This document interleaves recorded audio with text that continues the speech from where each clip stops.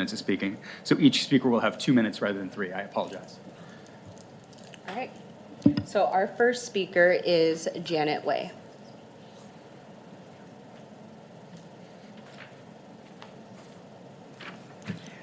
Good evening, Council. I'm Janet Way. I'm glad to be back in the actual location here, our fabulous City Hall.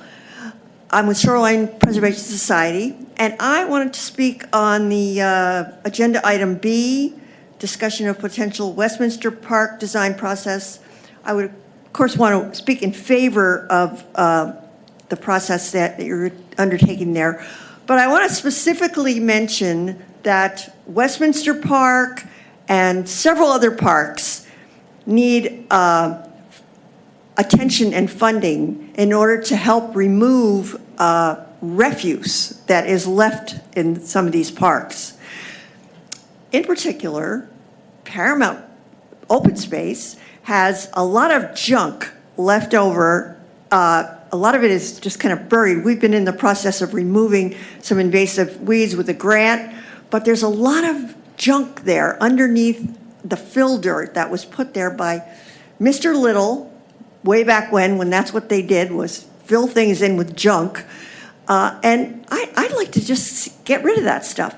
Also, at Southwoods Park, which is one of our newest parks, there's a lot of junk piled up there because when the Navy abandoned the site long ago, there was a building that burned down. And so there's a whole bunch of junk that's piled up there, refuse, that a lot of it, there's a lot of fill dirt all around it, and it's kind of dangerous. And this Briarcrest Neighborhood Association has been working on removing the junk, but really, we really need some heavy equipment to get that stuff out of there. So, and then there's some other parks that I think probably have excess junk that needs to be removed. And so I would like to suggest that you work together in your budget process to provide the funding for the Parks Department to help remove this junk. And maybe at Southwoods Park, we could get the Water District to help because they have some good equipment that could also help remove some of that junk. And so I appreciate your help on that. Thank you. Thank you, Ms. Way. And Ms. Hardy, I can't see the timer. Is there a way to? Yeah, I actually messed up on that a little. Sorry about that. Okay, no problem. Here we go. There's no timer. Right. I apologize. We'll fix that. All right, next up is Pat Ware. I can't see it.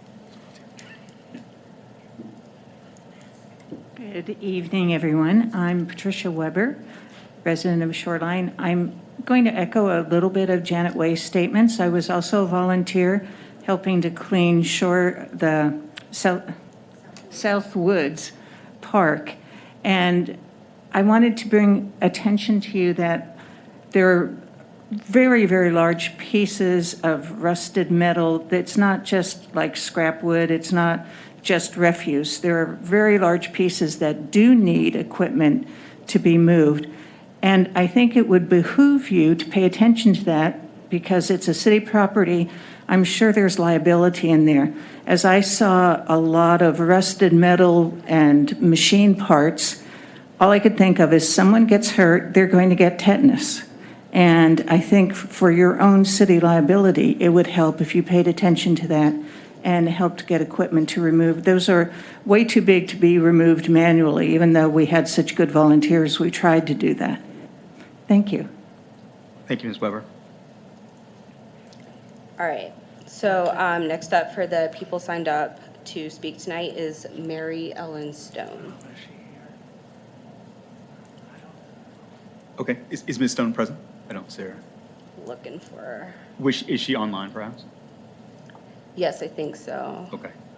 There she is. She raised her hand.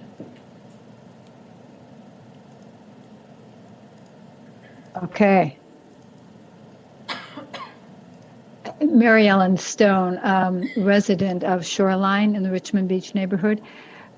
I had the pleasure of serving on the Levy Lift committee and was very impressed by the volume of information and the tough decisions that we will be having to make as a city. This is not an easy decision to make given the uncertainty about the economic climate right now. And I'm asking that you do everything you can to bring this to the voters as a vote. We as citizens need to understand how much it costs to run the government that we want for the city that we love. And so I would, as a member of the committee and as a resident, would really fully support you putting this on the ballot, and just want to express my opinion about that. So thank you so much, and thank you for the work to wrestle with this discussion. Thank you, Ms. Stone. Our next speaker is Lisa Brock.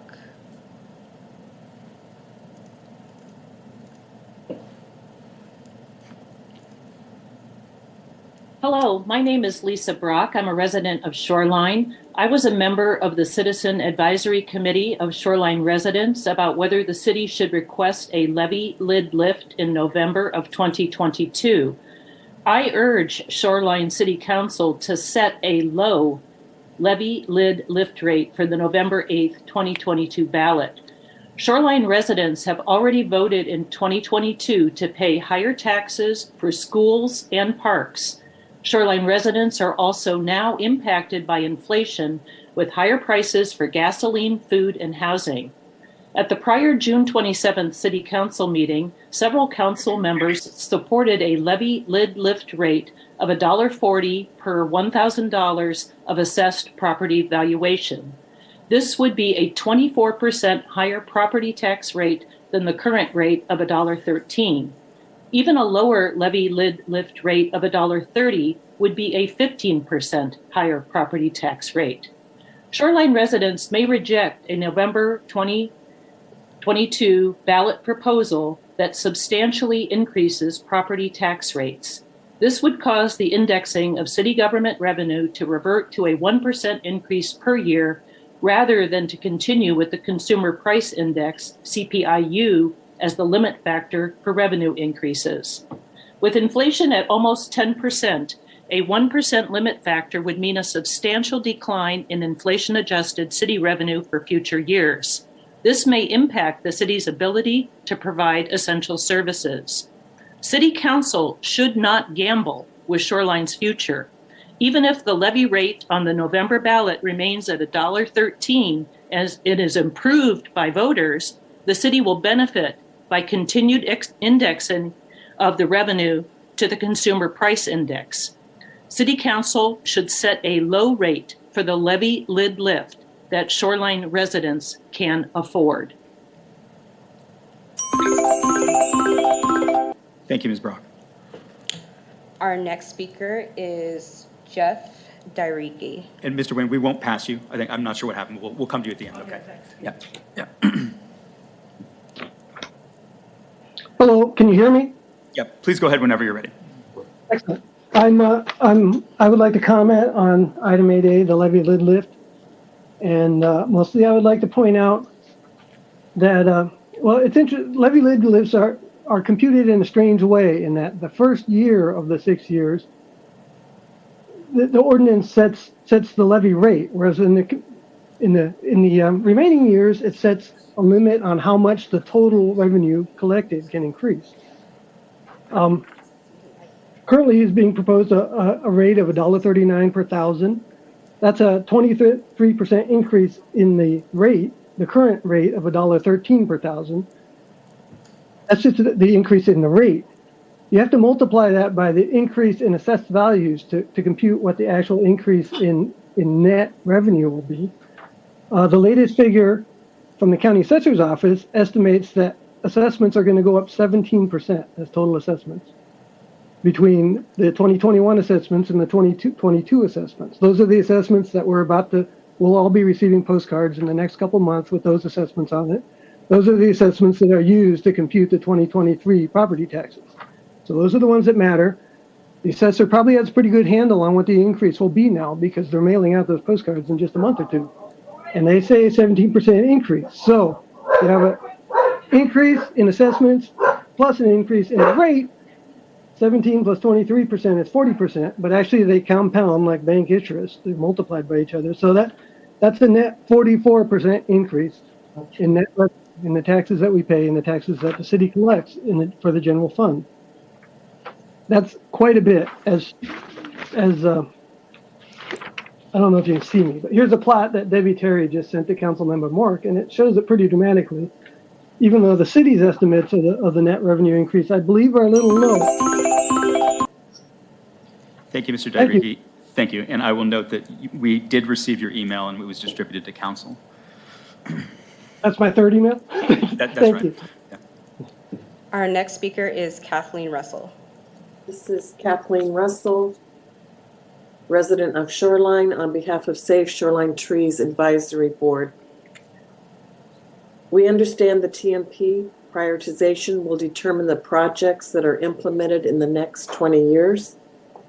In the council meeting minutes of March 28, quote, "There was concern from council about the draft prioritization metrics where a single category has the potential to outweigh others due to the number of metrics related to the category."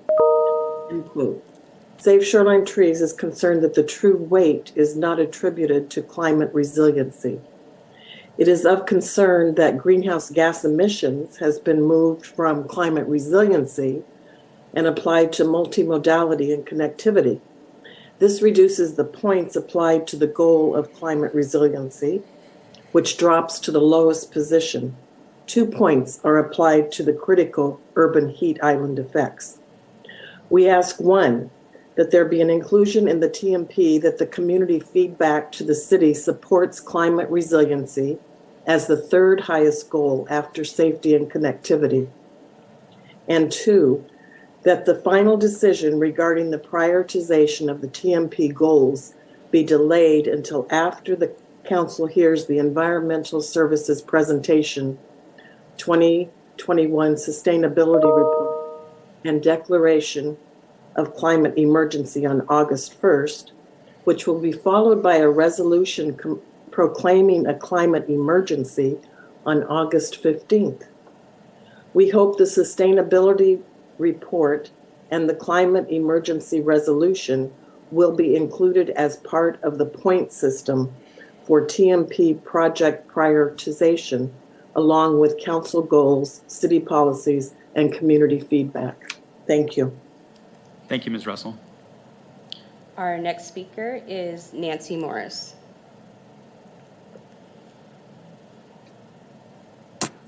Hello, Nancy Morris, Shoreline. Due to recent federal policy changes, climate issues will largely be left up to states and local governments. So decisions by the city council on the local level are the utmost importance. Climate resiliency is one of the goals in the transportation plan. However, only 2 points are ascribed to the urban heat island effect. That doesn't add up. How is this reconciled with the work of the City of Shoreline Environmental Department is undertaking and in fact recommending the adoption by council of a resolution on August 15 declaring a climate emergency? Shoreline's own publication, Climate Change in the City of Shoreline, calls attention to the rising temperature in the Puget Sound area. Heat islands are caused by roofs, pavement, and hard surfaces that absorb heat, specifically in areas devoid of the protection and shade of mature trees. This publication includes a map of heat islands in Shoreline. In this publication, heat-related illnesses are a public health hazard. So, climate resiliency and the topic of heat island effects in Shoreline specifically relates to the location of these heat islands and the residents who live there. These are reasons why established mature trees in shoreline neighborhoods are critical to preserve. These trees mitigate heat island effects, and established trees are a cost-effective solution. Top scientists around the world and our own University of Washington continually repeat that mature trees, along with saving our major forests and saving urban forests, are vitally important to mitigate climate emergencies. Data and metrics can be skewed, perhaps unintentionally, to promote a conclusion, as in this transportation master plan, showing less emphasis on heat island effects, which will have unintended consequences for the years ahead. The metrics applied to climate resiliency need to be adjusted to take urban heat island effects into greater consideration. Thank you. Thank you, Ms. Morris. Our next speaker is Lee Kime.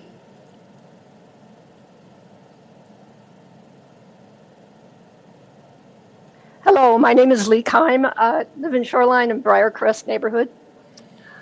With the other Washington seeming to withdraw from any significant movement to tackle the climate crisis, it is all the more critical that our local leaders, government, and community alike carry the burden of the climate action.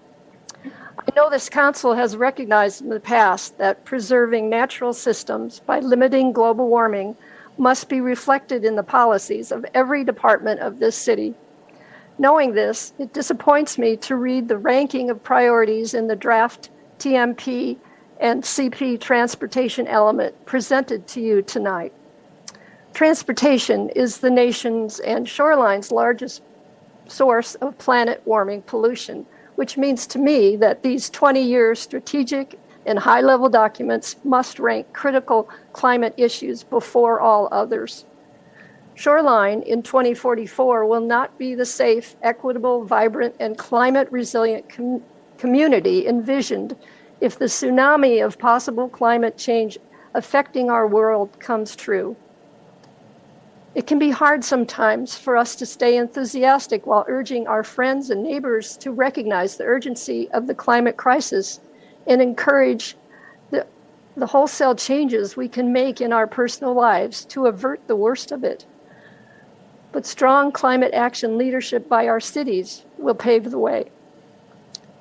Now, there are many exciting elements to celebrate in these draft transportation documents, and I appreciate the years of planning.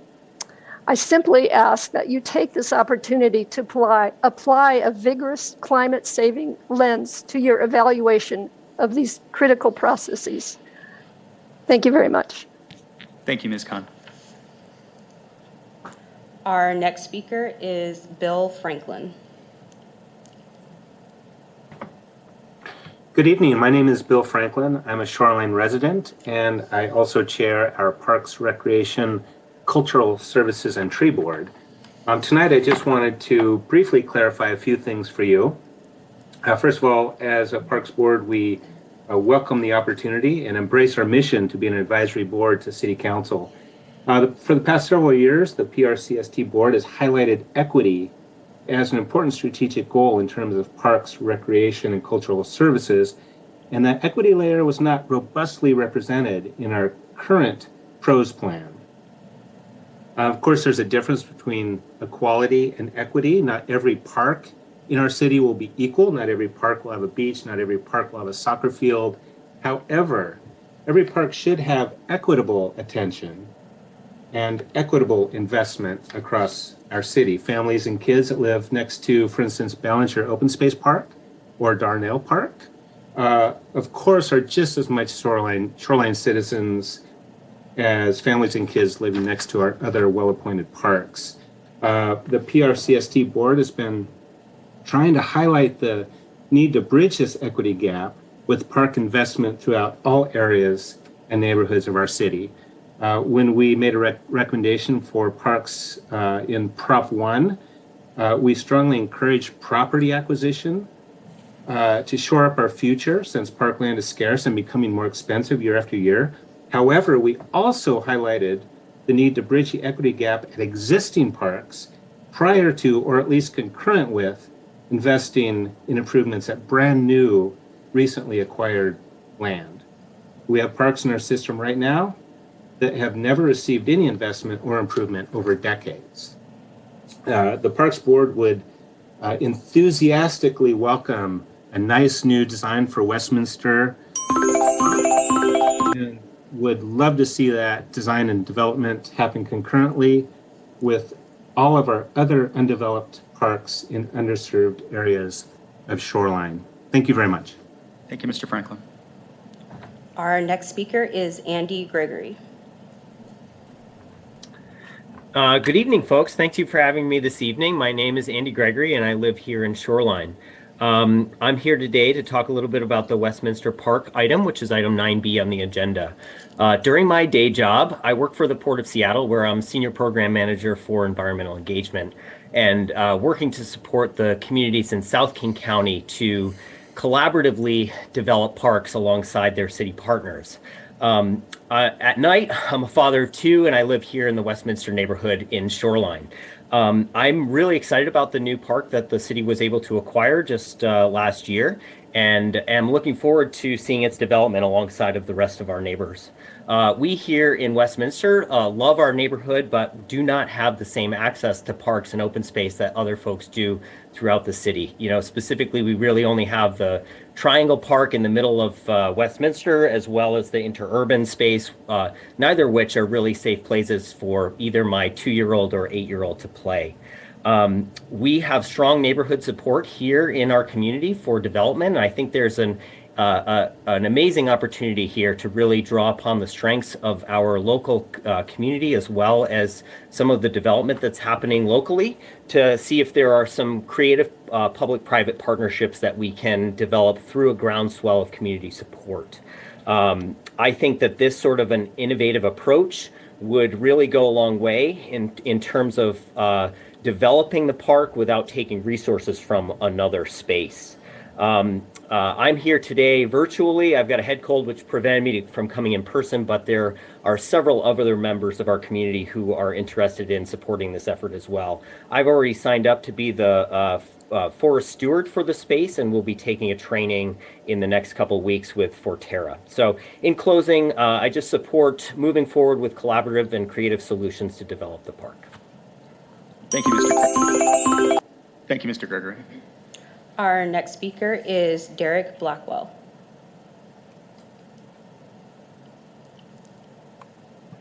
Hello, my name is Derek Blackwell, and I live close by to the newly proposed construction to replace Garden Park Apartments on Linden Avenue North. The people in Section 8 program still living at Garden Park have been given notice to vacate with some flexibility. But talking with neighbors, those in financial difficulty have had rents raised much more than those in good standing, and that's not new, not a nice way of doing business with those in need. In the last few weeks, we've seen an increased police presence on Del Ridge. It seems to me the Shoreline police are doing exemplary work, but they can't do it all. About 10 days ago, someone at Garden Park died of a drug overdose. There's a family now camping in their vehicle right on Del Ridge, or right on Linden, what am I saying? And for about a week, 2 young men from Garden Park were car camping about 20 feet from my window. I felt sorry for them at first, but lots of disturbance from their friends, possibly gang members, coming by. They were dealing meth and had stolen goods, lots of crude, intimidating language. Nobody where we live wanted to go out in the yard. I finally called the police twice, and they were unable to get them to move on. I finally pointed an outdoor spotlight right at their vehicle, and they moved down the street. The sheriff who called explained the police are more constrained in what they're able to do due to the pandemic, and that they have a hard time getting people to move since they have nowhere to go. I was surprised how long he spoke with me, maybe because I sympathized. I told him I'd read about the extra precautions needed in jail due to the pandemic. I told him I'd read about it's harder to get juries, that's why the courts are backed up. He agreed it's an especially bad situation now that the eviction moratorium has been lifted. I asked him, should I notify social services? He said, no, just call 911 if things get worse. All of these issues, on top of the huge number of large developments coming at us, is something that should not be happening, especially considering the pandemic is on the rise again. It's becoming increasingly clear what a poorly thought out situation this is. We have no moral right to simply leave everything in the hands of private interests. Thank you for hearing me. Thank you, Mr. Blackwell. I know Mr. Wayne wanted to speak. Were there other members of the audience who either didn't sign up or won't go? All right. So let's hear from Mr. Wayne, and then if you'd like to speak after, we'll get 2 minutes. Good evening, Lathan Wayne, Shoreline. I just wanted to tell Debbie Terry happy, safe, and healthy retirement, and my thoughts and prayers are with you and the Terry family. And thank you, Debbie, for everything. God bless. Thank you, Mr. Wayne. Sir, by all means. Good evening. Thank you for the opportunity to speak. My name is Nathan Hawkins. I'm a resident of the Westminster Triangle here in Shoreline, and I'm here to speak on behalf of item 9B, the Westminster Triangle Park. 3 points related to equity, equality, and ease. First, on the equality issue, we're simply asking that our park be treated like all the others. I understand there's a concern as it relates to funding allocation, whether it would be allocated towards our park or another. We want to reject that false dichotomy, that it be an either or, and ask why our park has not been included from the onset in the planning purposes. We voted as a neighborhood on behalf, and I'm speaking on behalf of a number of neighbors, for Proposition 1 specifically in consideration of Westminster Triangle Park. And so we're asking you to fund the development, at least the design, in tandem with other parks, not instead of other parks. Second, as it relates to equity, if I'm not mistaken, ours is the only neighborhood in Shoreline that does not have a park within its neighborhood boundaries. One would have to cross either Westminster or Aurora or 145th, all busy streets. An informal survey or a census in our neighborhood revealed just on the 2 streets immediately proximate to where the park is, there are over 37 children in residence. There are 2 stops for Parkwood Elementary in the Triangle, and it fills the bus completely. So there's a tremendous need and demand. So we're asking that you would finally just not block our efforts. This is my third point, that if we were to proceed as a community, that you would allow that there would be ease of access. We're already planning on utilizing the park for our neighborhood night out on Tuesday, August 2nd. We've already gathered there once before as a community. We'd like to take advantage of this park in our neighborhood, and we'd like you to allow that to happen. Thank you. Thank you. Is there anyone else in the audience who would like to speak during public comment? All right, seeing none, thank you. Next up is the consent calendar. Deputy Mayor Robertson. I move approval of the consent calendar. Second that. Will the clerk please call the roll? Sorry, the vote. We're all here. Councilmember Mork. This is for the consent calendar? Yes. Aye. Councilmember Ramsdell. Aye. Councilmember Roberts. Aye. Councilmember Povey. Aye. Deputy Mayor Robertson. Aye. Mayor Scully. Aye. All right, consent calendar passes unanimously. Next up is action item 8A, which is action on resolution number 492, which is the levy lid lift, and I believe Ms. Arcidi is presenting remotely, correct? Yes, good evening, Mayor. Can you hear me? Yes, whenever you're ready. Great. All right, and hopefully you can see my screen? Yes. Excellent. So good evening, Council. Tonight I'm here to present Resolution 492 for Council action, which would place a levy lid lift on the November 8th general election ballot. State law caps the annual levy the city can increase property tax by the lesser of 1% or the percentage increase in the implicit price deflator unless there is a levy lid lift approved by voters.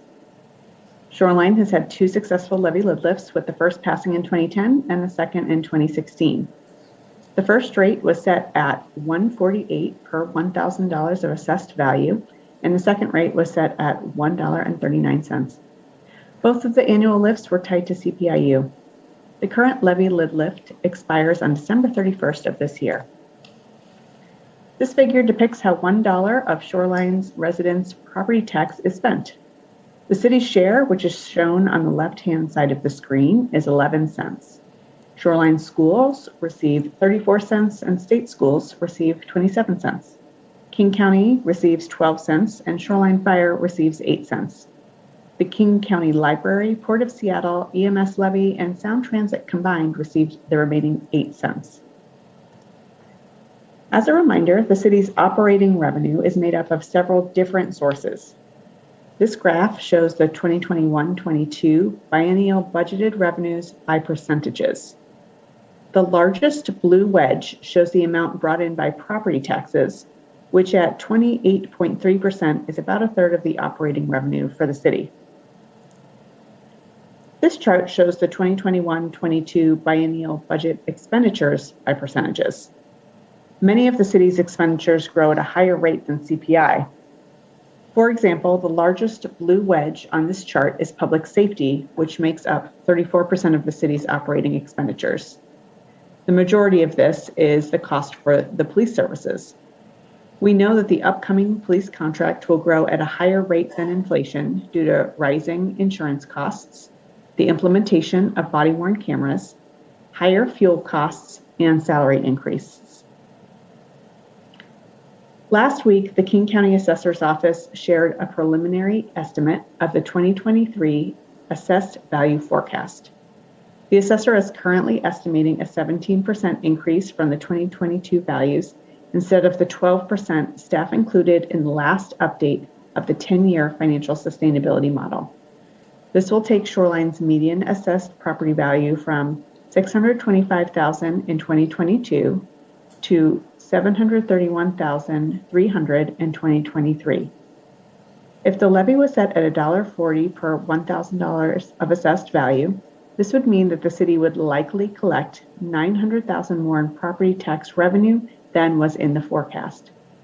This is not the final assessed valuation, and it may still change, but it provides a closer estimate than we had when we updated the forecast in May. Last week, staff also learned that the year-over-year change in CPI will be 10.14% versus the 6.67% staff included in the 10-year financial sustainability model update in May. Cost of living increases for non-represented staff and many of the city contracts are tied to the annual CPI increase through contracts or by historical practice. Not all revenue streams grow with inflation, though many of the city's costs increase at a rate above inflation. If council wants to purchase the goods and services originally considered if the levy was set at $1.40, council could reduce the levy rate to $1.39. This takes into account both the updated assessed value increase and the updated CPI increase. Since the final assessed valuation numbers may not be known until later this fall, the rate included in the final ballot language will be a maximum rate that could be assessed in 2023 if approved by voters. Council will set the actual rate for 2023 in November during the budget process. A levy rate of $1.39 could fund programs such as the radar expansion, partially fund support services to maintain operational programs, and could increase park maintenance staff to support the new park properties acquired with the recently passed park bond. Actual program and support services would be determined by council during the biennial budget process. The levy would be lifted each year by CPIU. This option is projected to eliminate the potential budget gap projected to start in 2024 and throughout the 6-year levy lid lift. This table shows the levy lid lift impact on a median assessed value home. It has an average impact of $366 per year or $30 per month, which is $24 more dollars a month than the 2022 levy rate. Staff is recommending that council amend resolution number 492 to replace all references to $1.40 with $1.39. Should council want to adopt a different levy rate, council may make a motion using a rate other than $1.39. If council takes action on resolution 492, council would then appoint 3 members to serve on each of the pro and con committees at the July 25th council meeting. The measure would then be on the November 8th general election ballot. There is a projected cost of $120,000 to place this measure on the ballot. This would cover the cost of the voter pamphlet and the election. Staff recommends that council amend proposed resolution 492 to replace all references to $1.40 with $1.39, and then adopt resolution 492, which would place a levy lid lift measure on the November 8th general election ballot. Thank you, Mr. Mayor. Thank you, Ms. Arsity. This is an action item, so we usually start with a motion. Would someone like to make a motion?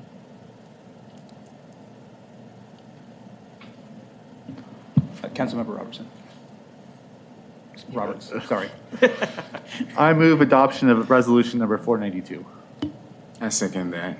All right, we've had a motion and a second. Would you like to speak to your motion, Councilmember Sure, Roberts? thank you, Mayor. I think the staff report really laid it out, and I want to thank the members of the Levy Lidlift Committee that has recommended this to us, that we put this on the ballot. With the way our Washington State's tax system works, if we don't do nothing, we are limited to increasing by 1%. And I believe that our city provides valuable services for all Shoreline residents, and it will be detrimental to the quality of services we provide if this resolution does not pass.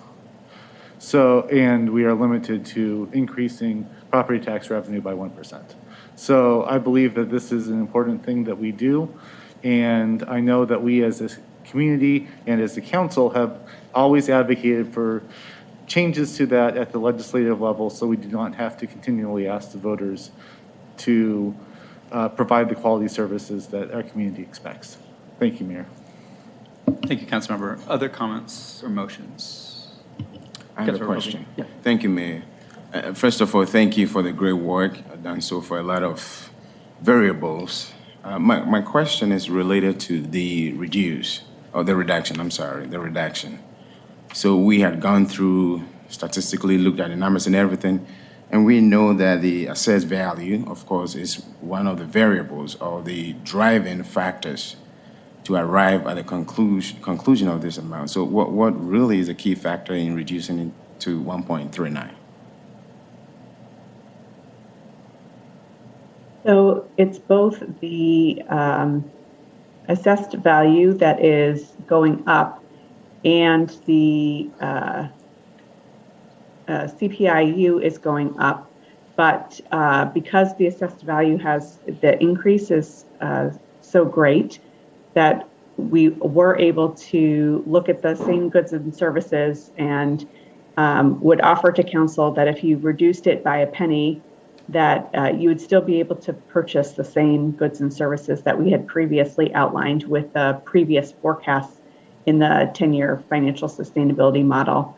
The only changes that we've really made to the model at this time, and Sarah could speak to this more, Ms. Lane, who's in the audience tonight as well, are around the assessed value, which we just got an update from last week, and the CPIU increase that we also got last week. So those are the two main driving forces to this update tonight for council. Okay, thank you, Mayor. I guess my only concern to that is as of last quarter of 2021, we saw a lot of economical, no mistakes, but projections. Nobody anticipated that, revenues were going to go up. And so we have no idea what's even going to happen in the next hour, just that we are going to end the council meeting anyway. But I guess my point is we don't want to cut services. It's a growing city. We have young ones living here, so we want to make sure that the important services are maintained. So that's my concern. Thank you. Did you have a response to that, Ms. Arcidi? Not required. Yeah, I would agree that, up until the time that council actually makes the, goes through the process of the biennial budget in November. Right now what we're asking you to do is put legislation forward that would create the maximum that you could assess the property tax at, but that in no way ties you to actually set that as the property tax, as the amount that will be assessed the following year. So you'll do that in the November election. After the November election, should this pass by voters, you will then make an adjustment. And you will have more information then, but I agree, we don't have a crystal ball as to exactly what will happen in that next year. So during the budget process each year, you are able to set the next year's rate and take into consideration a better understanding of what's happening in the local economy that's impacting what the levy rate would be. Thank you. Councilmember Moore. Thank you, Mayor. Is this an appropriate time to ask questions then? Yes, please. So I understand that currently we are collecting through property taxes something like 15.3 million. a year. Am I understanding that correctly? Yes, and that is correct with the current levy rate. And that the proposed levy rate of $1.39 will mean that we're collecting something like $5.2 million more. Over the course of the 6 years, what I can tell you is it'll be about 15.2 of a surplus, and that allows for no gaps in the entire 6 years of the levy. I'd have to ask Sarah or one of our other budget staff members around the actual amount. Yes. I don't have that on the top of my head. I can speak to, Great, at thank the you, Sarah. $1.39 rate, adjusted for the assessed valuation increase, we would be collecting 6.9% or $6.6 million more than we collected in 2021 or 2022, than we're anticipating collecting in 2022. So that is a different number than you've seen in earlier items, because we were assessing the 140 rate based upon the old valuation. So annually, that gets us to about 21 million as opposed to 15.3. Is that another way of saying it? Yes. Okay, thank you. 21.8. So I think you kind of alluded to my other question. I appreciate that the way I understand it, and I would really like to thank all of the people who wrote in with questions and the staff for putting together such a excellent report. It's really been an education for me as a new council member, so I really appreciate all the questions. But what I understand is the way that levy lifts work is that initially you have a surplus, and then the whole goal is to make it so that at the end you don't have such a deficit that you can't overcome it. Are you able to save money at the beginning and hold it to the end? Is that something that's possible? That is, our policies would allow us to use some surplus from early years to balance the end years. Generally, when we're starting the levy lid lift in the past, we have chosen to balance the full 6 years because, as Councilmember Pobey mentioned, we don't know what else is going to happen. And while our forecast is very robust and considers lots of scenarios, it is a forecast. However, it is possible that you could set a lower rate, anticipate that you would have a gap in the prior years, and hold aside surpluses from the early years. There's just risk associated with doing that, as there is with any, any forecast, but that is possible. Ms. Terry, did you have something to add? Yeah, I just wanted to add one thing to what Ms. Ling just said, is that when you come, though, to the end of that 6-year period, and basically you're collecting less revenue than you need to collect to pay for the expenses, then in that next year, once the levy has expired, you have a much bigger gap to make up. And so I just want to make sure that council is aware of that. So. Are we making up a gap now? No, we are currently not making up a gap. We had anticipated we might have one because of the pandemic, but we have not. That has not materialized.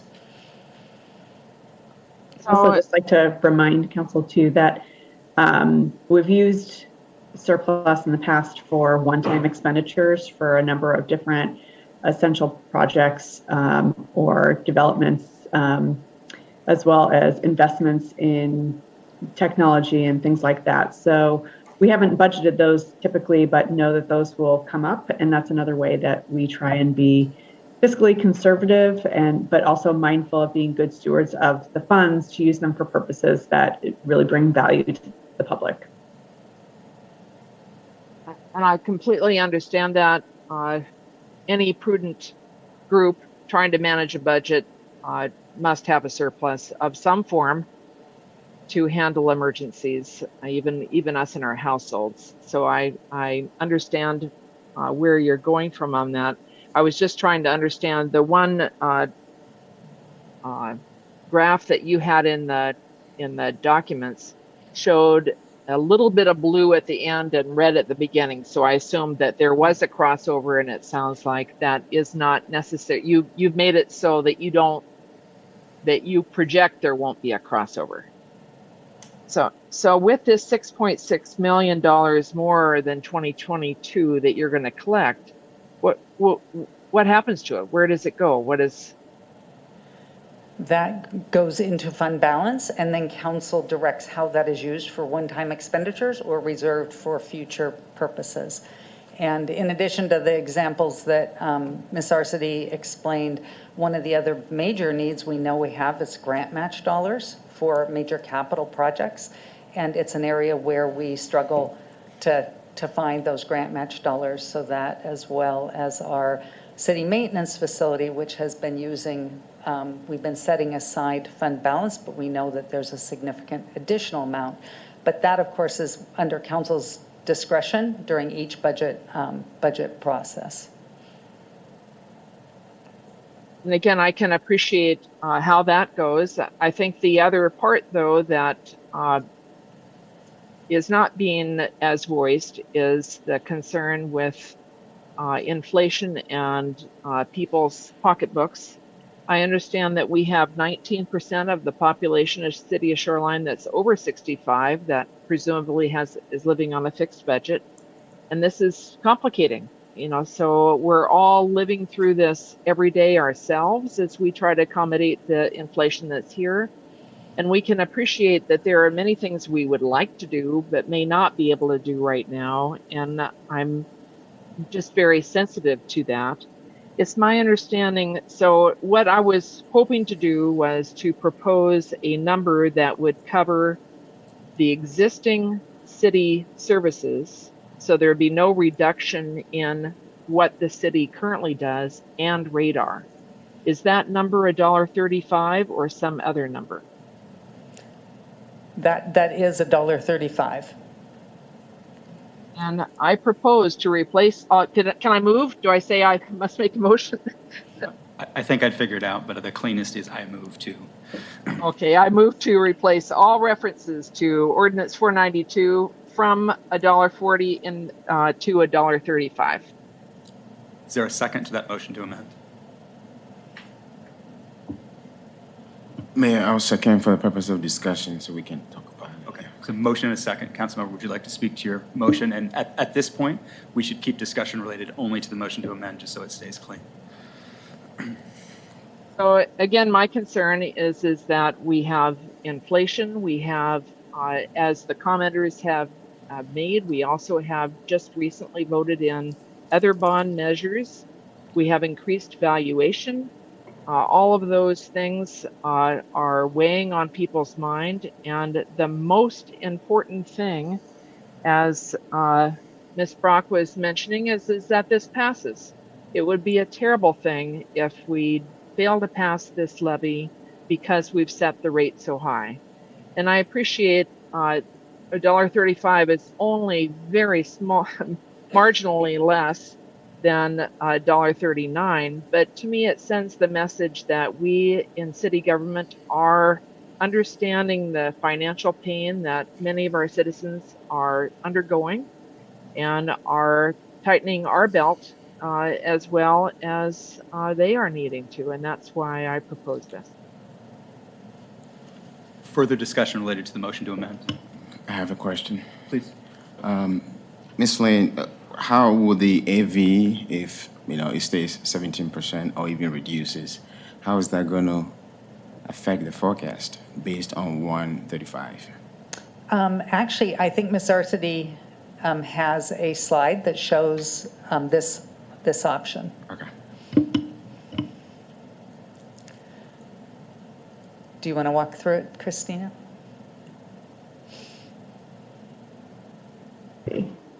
Okay, here we go. Let me get it all the way up. Well, it might not let me. Hold on, let me go back. Sorry about that. All right, can you all see this large enough? Thank you. Okay, so here is This would do what Councilmember Mork is proposing. This would be a levy lid lift rate reset at $1.35. And over the course of the 6 years of the levy, there would be an annual surplus for 5 of the 6 years there. This would maintain the current program services and also include some additional funding for expanding the regional radar program. So I don't know if there's anything else that you'd like to ask about on there. Go back to it. Were you done, Councilmember Pope? Yeah, okay, Councilmember.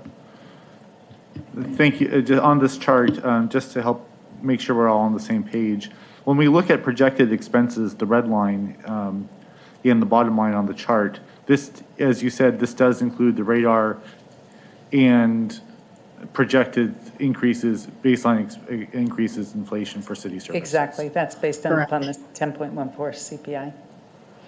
Thank you. Other questions or comments? Yeah. Go ahead. Thank you, Mayor. All these things are just variables. I mean, things can change tomorrow.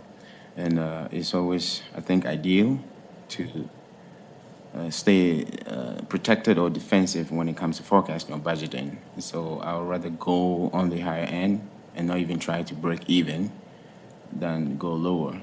I mean, than, to lower the rate. So that's just what I'm thinking. Thank you. Thank you. Councilmember Hempstead.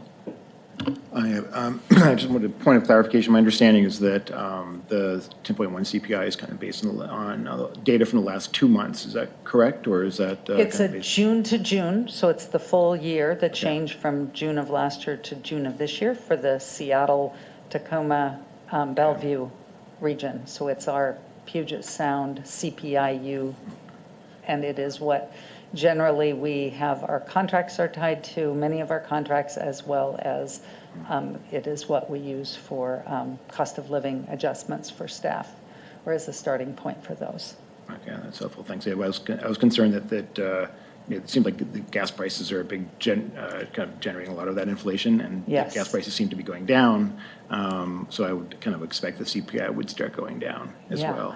Unfortunately, because we choose an index and it's this point in time, this is the index that everything ties to. So it's possible that we were at the height and it will go down from here. But again, we don't know. But I agree that from everything I've seen, that the fuel prices are seriously driving that, that index. Yeah. Deputy Mayor. Thank you, Mayor. I think in agreement with Councilmember Pobey, what makes me comfortable going with the higher level, the higher dollar figure rate, is actually a comment that Ms. Arcity made tonight, is that a reminder that we are setting in the language what the maximum could be. So if we set it lower, that's it. We cannot adjust, in a year or two as things change. At least we cannot adjust up.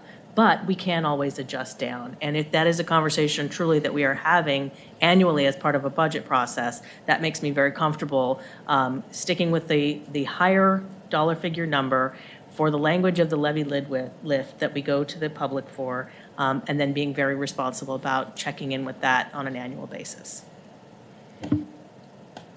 Thank you. Any other questions or comments? Councilmember Roberts. Thank you. Just to clarify, under this amendment and under the current resolution, if you are a senior, you would qualify for all the exemption programs that King County offers. Is that correct? We did include that in the resolution and do not recommend any changes to the resolution related to that this evening. So this is a property tax deferral for seniors with a particular... Deferrals and exemptions. Deferral and exemption. For qualified seniors. For qualified low seniors. income or disabled. Okay, thank you, Mayor. Councilmember Mork. Could you explain a little bit about what qualified and disabled is? What factors those are? I'm just trying to let people understand what that means. Yeah, there is, on the King County Assessor's website, there is an annual amount, and forgive me, I don't remember what that amount is off the top of my head. I could pull that up in a minute and get back to you, but so it's somewhere around $60,000 a year for qualification, I believe, for the exemption and deferral program. And with the deferral, it would be that you would not be paying one of your 2 tax bills a year, so about half, and it would be deferred until you sold your home in the future. So again, that's the whole point of the deferral. It will be, taken from the sale of the property at a later date. The exemption, it is not, people do not pay that at all. So there's no sort of time at when you sell or anything like that, that would become due. And so there is a way to apply both online. People can give King County Assessor's Office a call. In Shoreline, the Senior Center also assists people applying for this discount or this deferral or exemption. So there's several ways. And then city staff is happy to walk people through that as well. If people call into the city phone number at 206-810-2700. And I was able to pull it up, and so it's individuals 61 years of age or older, or disabled veteran who meet that income threshold, which is 58,423 right now. That's for both deferred and the delayed or given. That is that's for the exemption, and exemption. Then thank you. Yes. The deferred is the same value, or is it? Deferred is, I believe, a little low. It's not as clear on here. And I do know that they are making adjustments to that more regularly than they have in the past, which I think also helps community members who previously may not have been able to access that. So I think they're keeping up with a regular increase of that amount. Thank you. So I do not know what index they're using. Okay. Well, I really appreciate the additional description of the program. All right, thank you. Other questions or comments? All right, well, my only one is, my sort of back of the envelope calculation is that the difference between $1.39 and $1.35 for the current AV, that's 740,000 or whatever, would be about $8 a month. Is that pretty accurate in the ballpark? Yes, and Christina, do you have that slide handy of what the impact difference was for between 135 and 139? I don't believe I do. We don't need to get granular. I think it's very close to that. Right. Yes. It's not 50 and it's not 30 cents. It's somewhere in the. Yeah. Yeah. Okay. Thank you. My perspective on this is that I agree with Councilmember Povey that we need caution. Also, we're growing a lot and we're seeing some pretty dramatic changes in some of our neighborhoods. And this is a 6-year levy. We can't raise it. We can't go back to folks in 3 years and say, gosh, we really need a community center in this neighborhood because we're seeing it's bursting at the seams. I mean, so building in some flexibility makes sense. I think it's a little unrealistic to think that a future council will dial it back, but they have the power to do that. I mean, that's a hard thing to do as a politician. Hopefully, if that's the case, that we really are swimming in money at some point, we have the power to dial it back. We don't have the power to dial it up. So I'm favoring that's what I view as a fairly small increase between $1.35 and $1.39, and I will unfortunately be voting no on Councilmember Mork's motion. Any other comments? Will the clerk please call the vote on the motion to amend? Yes. Councilmember Roberts. No. Mayor Scully. Nay. Deputy Mayor Robertson. Nay. Councilmember Povey. Nay. Councilmember Mork. Aye. Councilmember Ramsdell. Nay. All right. The motion fails 5-1. The current main motion is to approve the levy lid lift at $1.40. Are there further discussions or motions? Councilmember Roberts. Mayor, I move to replace all references to $1.40 to $1.39. All right. Second from Councilmember Povey. Discussion on your motion? I think it's been laid out in the staff report. Okay. All right. Any other questions or comments on that change from $1.40 to $1.39? No. Okay. Will the clerk please call the vote on that motion to amend? Councilmember Mork. I believe that was an aye. Aye. Yeah. Councilmember Roberts, Aye. Mayor Scully, Aye. Deputy Mayor Robertson, Aye. Councilmember Ramsdell, Aye. Councilmember Poby. Aye. That motion passed unanimously. The main motion is now amended to reflect a rate of $1.39. Are there any future or any other amendments or comments on the main motion? All right, well, I just want to add, I didn't have a chance to speak earlier, that the no action alternative here, there's a slide that's a little misleading. The no action alternative would be going to no levy lid lift, which means we cut services. So the delta isn't $300 per year. The delta is whatever the rate currently was as opposed to now. And that's not insignificant. This is an increase, and we're explaining what we're doing with it. But given that I can't believe Shoreline voters would want us to remove police cars from the street or close parks, I think the support that we've heard from the community is unanimously in favor of a levy lid lift, and we then get to pretty fine hairs on where we set it. I'm comfortable that this is the right place to set it. Is it exactly the right place? I don't know. But I think it's close enough both that the voters will be able to fairly consider it and that it will fund the services that we've all come to rely on. So I'm going to be voting yes on the main motion. Any other questions or comments? Ms. Hardy? Yep. Councilmember Roberts, Aye. Councilmember Mork, Councilmember Ramsdell, Aye. So the Councilmember Mork was an aye, correct? Okay, thank you. Mayor Scully, Aye. Councilmember Poby, Aye. Deputy Mayor Robertson. Aye. The motion passes unanimously at a rate of $1.39. Is there anything else we need on this item, Ms. Lane? Nope. All right, thank you very much. We're now on to study item 9A, which is a discussion of the draft prioritized transportation project list. And I believe Ms. Daly Peng will be presenting remotely.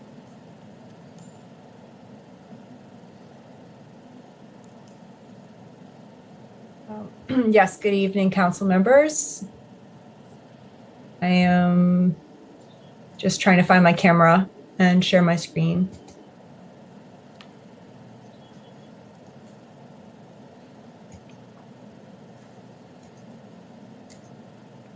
Can you hear me? We can hear you. You're invisible, and oh, here we go. There we go. Okay, Hi. all right, there we go. Good evening. And now I just have to find out how I can share my screen and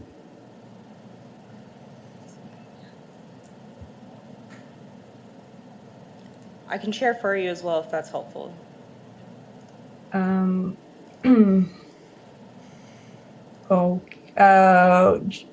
Maybe just quickly tell me which icon I'm supposed to be looking for. Oh, share screen. There it is. I'm sorry. Good. All right. Thank you for bearing with me.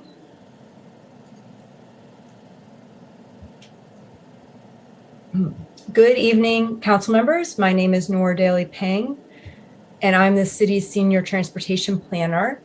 Tonight we have Natasha Walters, transportation services manager, also here to assist me during council discussion. This is the 7th of a series of briefings to council about the updates to the transportation element and the transportation master plan that I refer to as the TE and the TMP updates. Tonight, I'll summarize what we've heard from the public during Outreach Series 3 and present the draft prioritization process and the resulting draft prioritized project list and map. In fall of 2020, the city launched a multi-year process for the TE and TMP updates. Recently, city staff adjusted the schedule to focus on the goal of adoption of the TE update by the end of 2022 and moved out the finalization of the TMP update to early 2023. This timeline shows the various project milestones that we have achieved.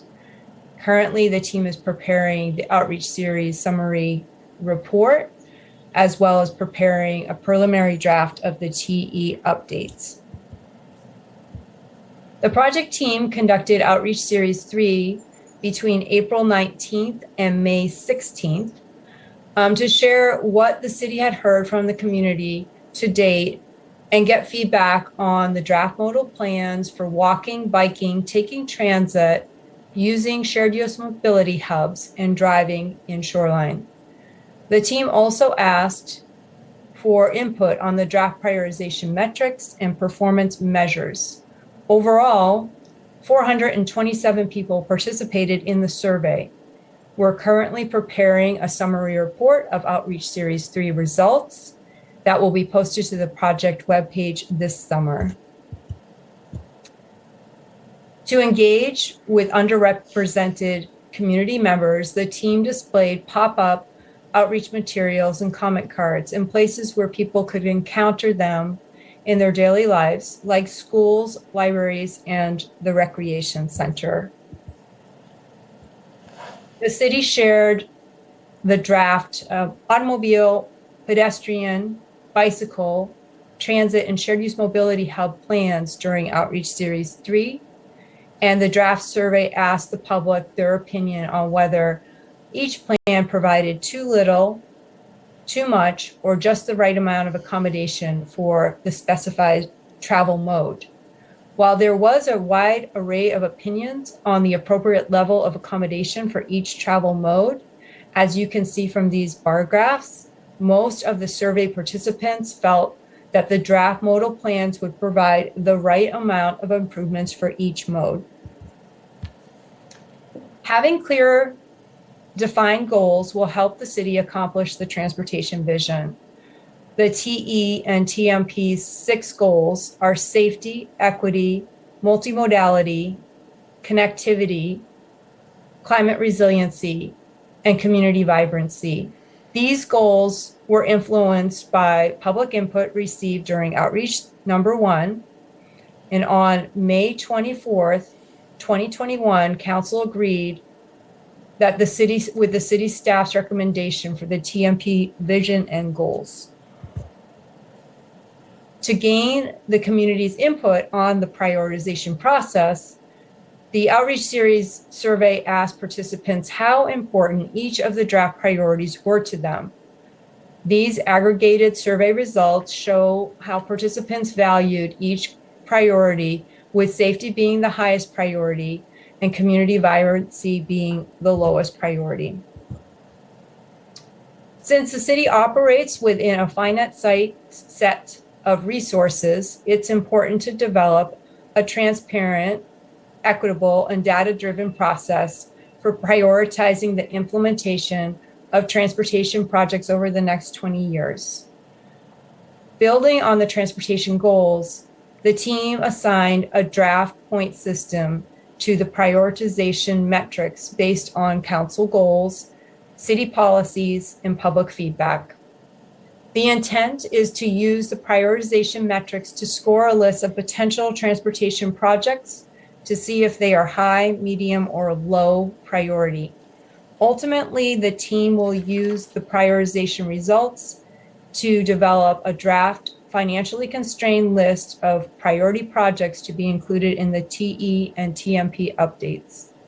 It's important to note that the climate resiliency metrics assigned points for areas of surface water vulnerabilities, as well as urban heat islands, and referred to multimodality and connectivity for points for projects that build better pedestrian, bicycle, and transit connections that in turn reduces transportation-related greenhouse gas emissions. This is highlighted in the red box for this cross-reference. Here is a prioritization criteria point spread comparison of the survey results and the staff recommendation. Please note that all the criteria are important.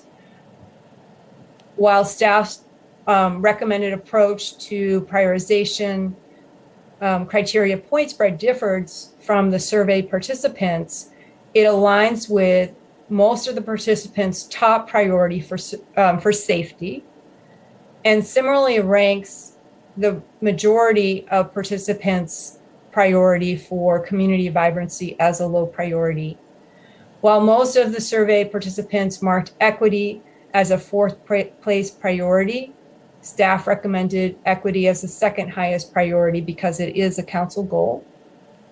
Staff noted that most of the survey participants ranked connectivity and climate resiliency as second and third place priorities, respectively. Staff recommended giving connectivity and multimodality equal weighting of criteria points, as you can see from this chart, 12 points each, so that they are tied for a third place ranking.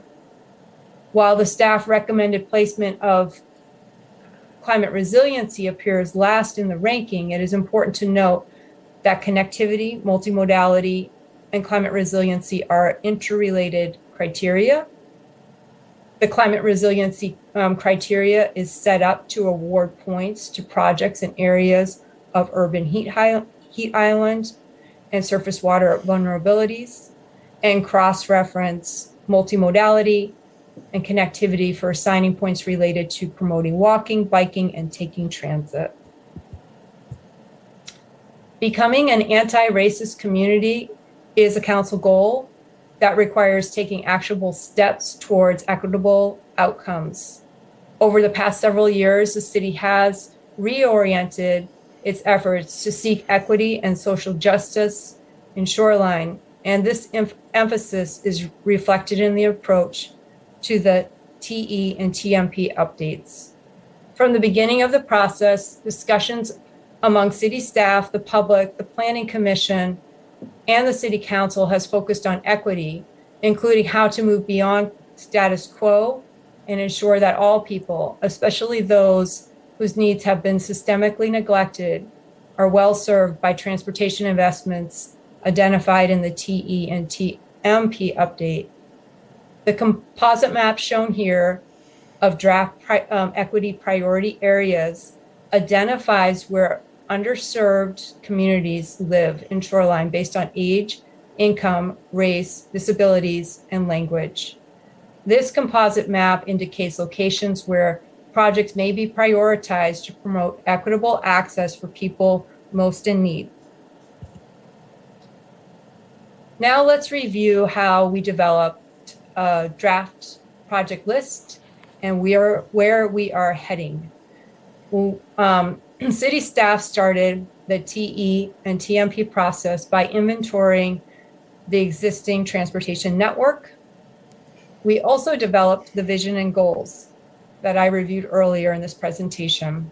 Then we developed draft modal plans using a complete streets approach to define types of facilities that are needed for all travel modes. Then we identified where the gaps exist between the existing network and the vision and goals to create a draft project list and ran it through the prioritization process. Next, we will develop high-level cost estimates for a list of projects and consider what the city can afford over the next 20 years. Ultimately, we will create a financially constrained project priority list for the implementation over the next 20 years. The team developed a draft project list needed to fulfill the draft modal plans, which we shared with the public during Outreach Series 3. Overall, there were 175 projects identified in the draft project list. The team grouped the draft projects into categories and assigned an abbreviation in parentheses to identify the project type. Potential projects types include intersections and multimodal corridors needed to accommodate growth, unimproved right-of-way to expand the pedestrian network with paths, the trail along the rail to create a shared use path that will run roughly parallel with a light rail alignment, trail connection to create safe street connections to existing and proposed trails, a bridge connection that is the 148th Street non-motorized bridge, and shared use mobility hubs. And there are 18 proposed hub locations to provide alternate travel options, such as bike share, scooter share, car share, and micro transit. This is an excerpt of the draft prioritization list to illustrate how it shows the preliminary scoring results across the prioritization metrics for each project. The team ran each project on the list through a spatial analysis organized by the 6 goals. And each project was assessed and scored. You can see just with the red box, this is highlighting those 6 goals and their submetrics. The full project list can be found in attachment C of your staff report. This map is the visual display of the project list I just showed in the previous slides. The draft project prioritization map shows the preliminary scoring for each project in red for high priority, in yellow for medium priority, and in green for low priority. Note, previously prioritized projects by the city that require implementation funding are shown in purple, but they were not run through the draft prioritization analysis because the city has already committed to building them. An example of this is the underfunded phases of the 145th Street corridor project shown in purple along the southern border of our city on this map. Use my cursor, shown right here. Here's a quick walkthrough of some of the draft high priority projects just to give you a flavor of the project types.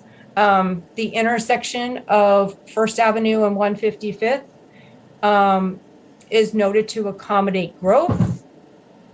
The 145th off-corridor bike network, which I'll just move my cursor through, is a collection of slow-paced streets that will connect pedestrians and bicycles to the light rail station, BRT stops, parks, and trails.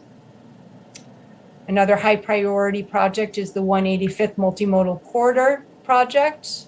It's this Z configuration of 185th, 10th, and 180th that will connect the community to the 185th light rail station. And just a couple more highlights. Ms. Daly-Ping, I think we've got it on the samples. We can okay, thank you. Yeah, thanks. I'm moving to finish then. Great. Next steps. The team is developing high-level cost estimates for draft project list, and we'll use this information to create a refined, financially constrained project priority list. The team is developing the preliminary draft TE update and will return to council in August to share it and ask for feedback. This concludes my presentation. Thank you for your attention. I welcome council feedback and questions. Thank you, Mr. Mayor. Thank you. Are there questions or comments? Councilmember Ramsdell. Thank you, Mayor. Ms. Peng, I have a question about, on the map, there was an area on 145th that was identified as predetermined priority project. I'm assuming that the sidewalk on the north side of 145th is one of those projects, and having just walked recently on that sidewalk to a little sushi restaurant in the neighborhood with my wife, that we just realized that the sidewalk was only about 12 inches wide. And I'm kind of wondering if there's a timeline or expected time when that kind of basically that issue would be addressed through widening that sidewalk. Thank you. Thank you very much for your question.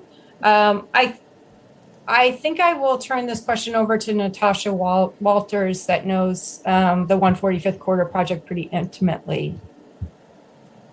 Good evening. So the 145th Corridor project, I believe you're referring to between the Interstate 5 and Aurora.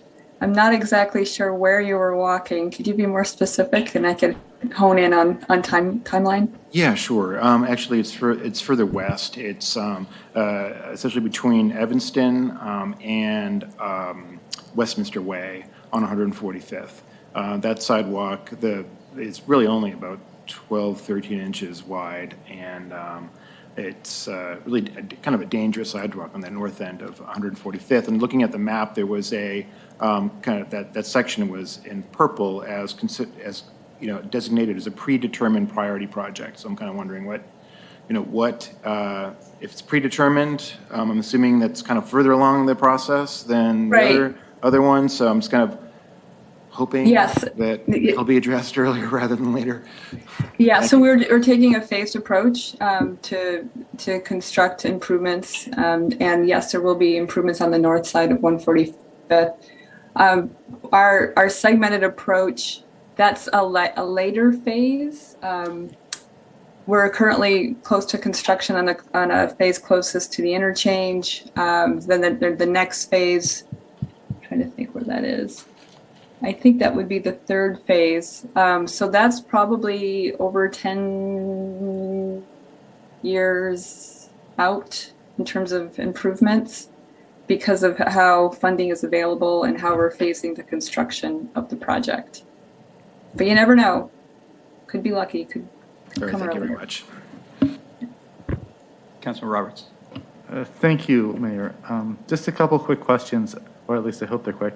The first question is, how does this plan and these list of projects fit in with the sidewalk prioritization plan and all the list of sidewalks that have been identified and scored there, and also sort of our general road improvement plan or transit plan? So how does this fit within all of these different plans?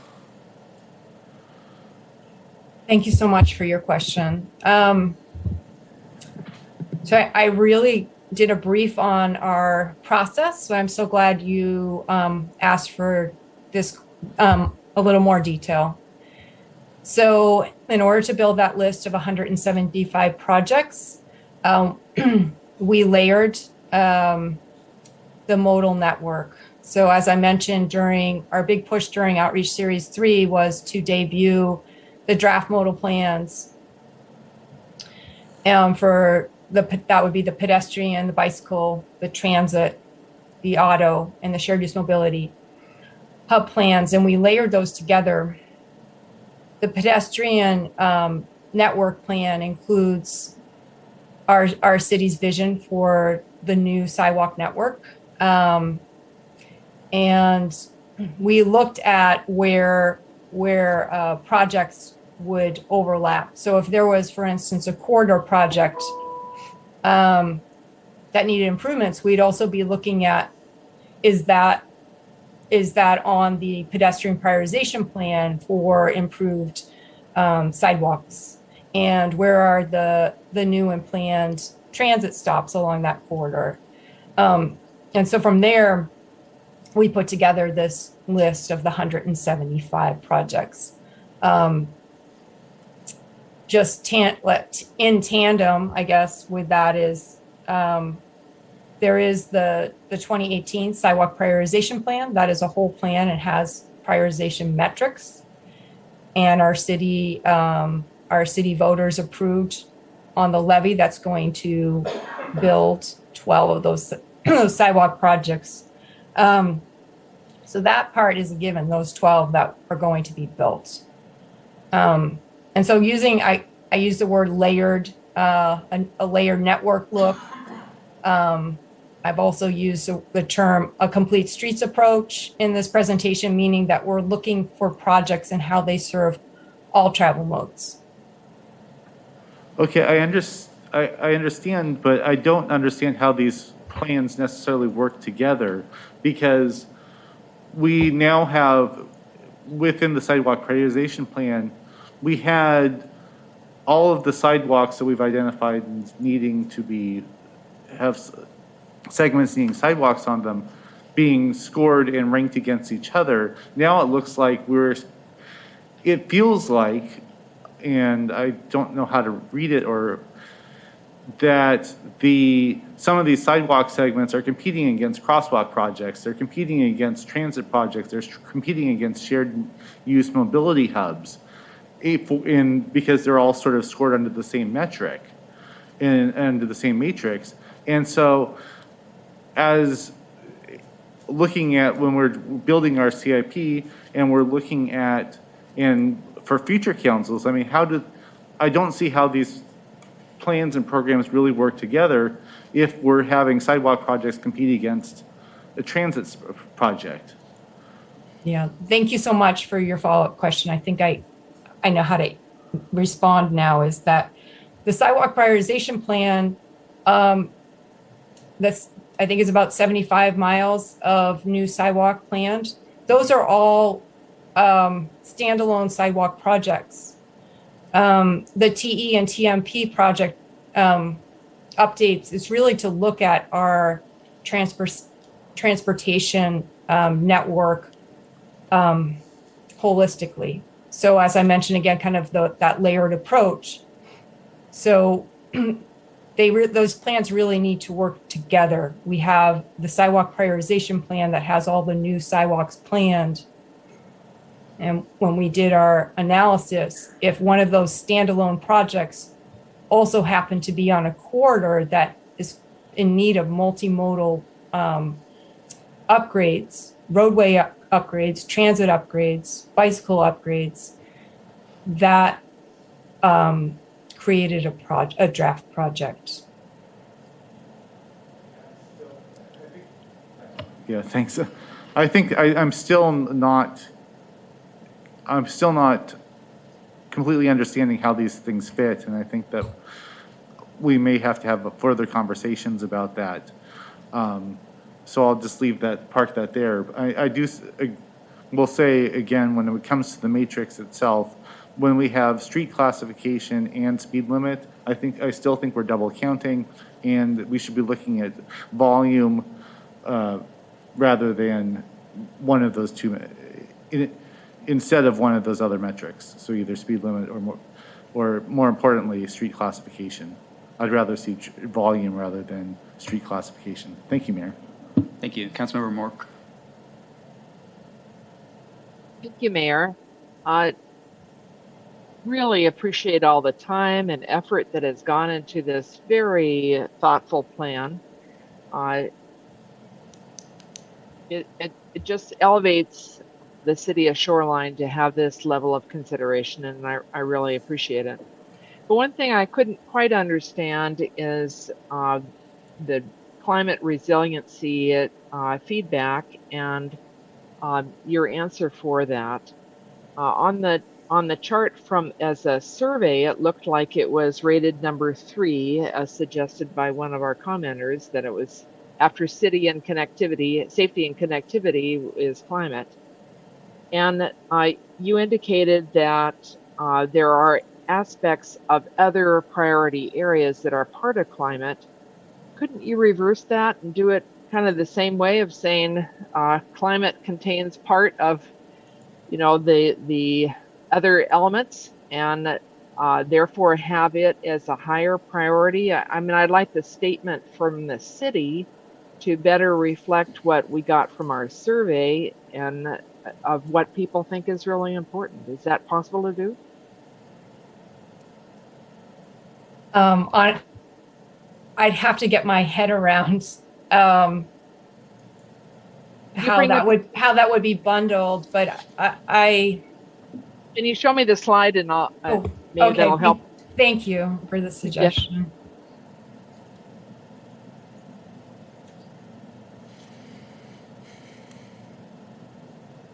Just that survey slide. Oh, whoops. Or the one that's got the red box, either one.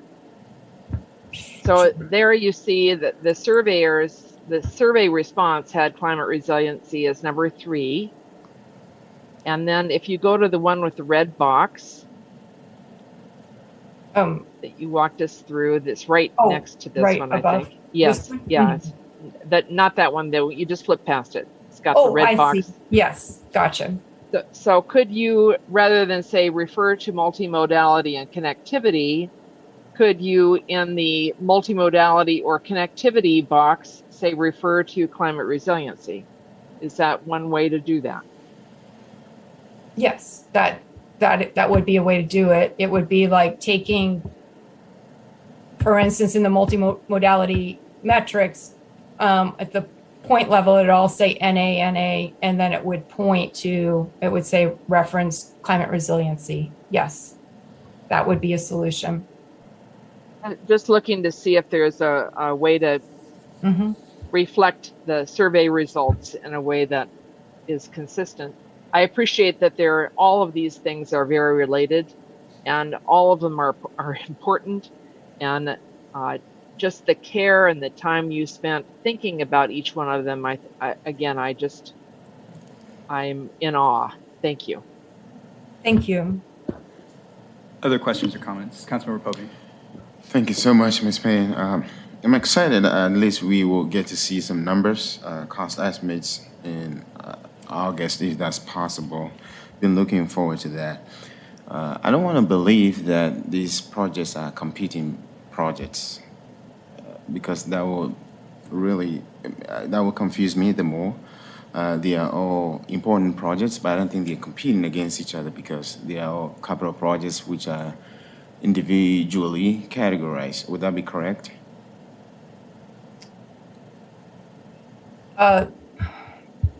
Because they are all individually categorized. I'm not sure if I'm answering your question. Sorry. you mentioned a few minutes ago that the sidewalks are standalone projects. Yes, I did. I was referring to the 2018 Sidewalk Prioritization Plan that developed projects for about 75 miles of new sidewalk in our city. And each one of those is an independent sidewalk project. So I use the term standalone. Oh, okay. We really consider that as early work to the update of the TE and TMP, and looking for ways to use that in tandem with this work. I'm not sure if I'm answering your question. Yeah, I think you clarified it. Thank you. Okay, So thank you. my next question will be the cost tied to each of these projects. Is that one of the metrics or the contributing factor in prioritization of the projects?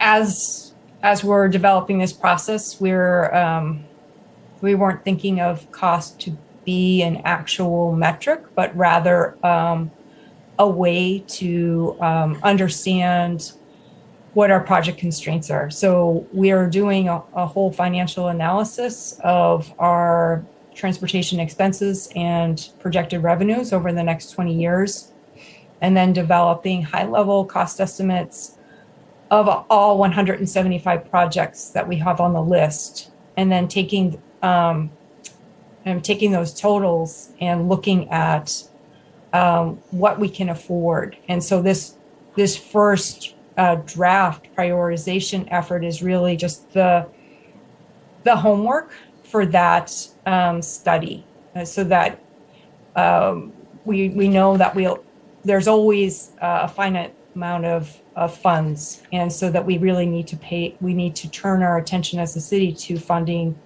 the highest priorities. Thank you. Thank you. All right, I had a couple of follow-up comments to some of the other council members' comments. I agree completely with Councilmember Mork. We need to rename climate resiliency. I think it's a semantic thing, right? Because what we've got under there is surface water flooding, which is an effect of climate change, but you don't fix it by getting better, infiltration. The only thing we've got in climate resiliency that's actually climate resiliency is the urban heat island.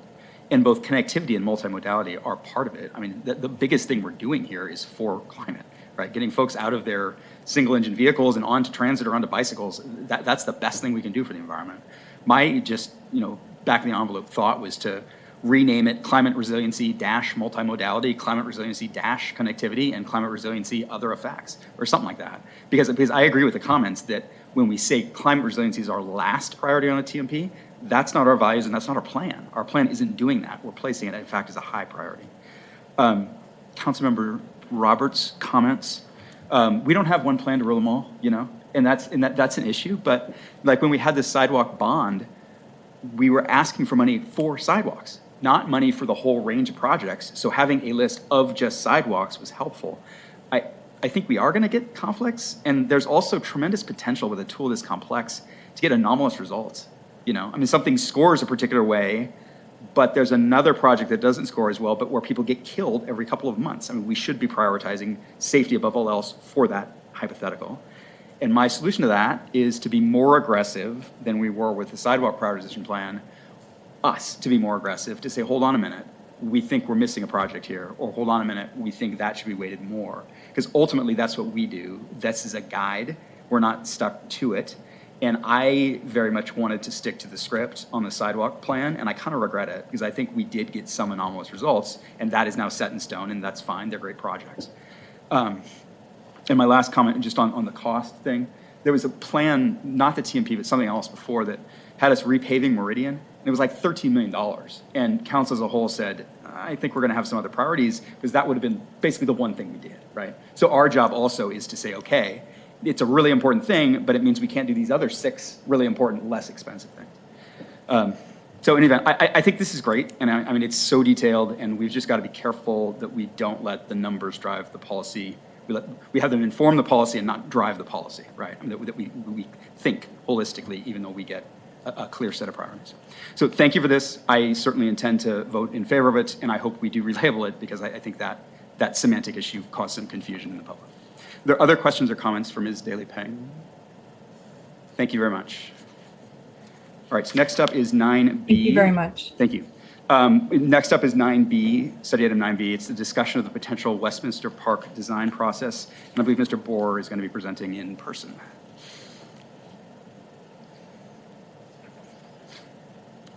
I'm going to give another shot. Can you get this there? Watch the name.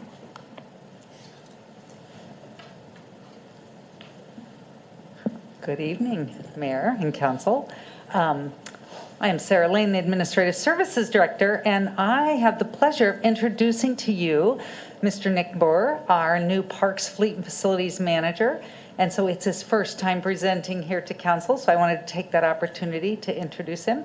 He does come to us from our neighbors to the south, where he has significant experience in all aspects of parks operations and maintenance, as well as fleet and facilities, so we are very fortunate to have him. So with that introduction, I will turn it over to Nick to present the Westminster Park design process discussion. Thank you, Sarah. It's a pleasure to be here. It's a pleasure to meet everybody in person. I've met you before, but nice to be here. I'm here to provide some information on Westminster Park. It's a relatively new property acquisition that has yet to be developed. The goal of this presentation is to present some background information and present staff recommendations to help council discuss options concerning the park design process. I'm trying to move this forward and I'm not. Try your. There we go. Sorry about that. All right, so some background. The 5-year Parks, Recreation, and Open Space Plan, the PROS plan, was developed through extensive public engagement in many forms. The 2017 to 23 plan was adopted by this council in 2016 and guides staff in setting priorities. As part of this plan, a diverse 16-member Parks Funding Advisory Committee, the PFAC committee, was convened in the fall of 2018.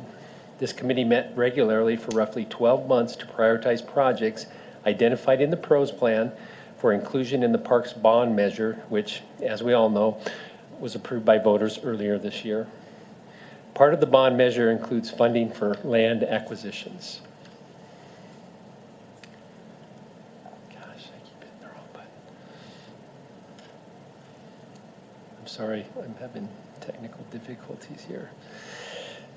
So the current status of the bond, we have hired a dedicated project manager to focus on delivery of all aspects of the extensive parks bond construction projects.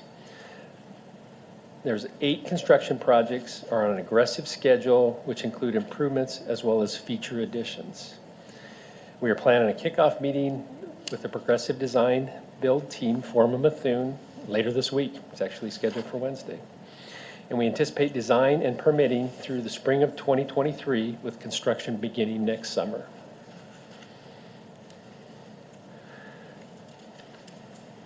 This slide, as well as the next, show the 8 construction sites identified for new improvements and amenities, along with associated costs. Keep in mind, these are all on a very tight $27.4 million budget. Land acquisition progress is shown on this slide with various properties either purchased or in the process of being purchased. As part of the bond project, design and planning for these properties is programmed to begin in 2024 or sooner if we're able to do so. Westminster Park is among the sites identified for this initial public process, and design work with future funding for construction is yet to be identified.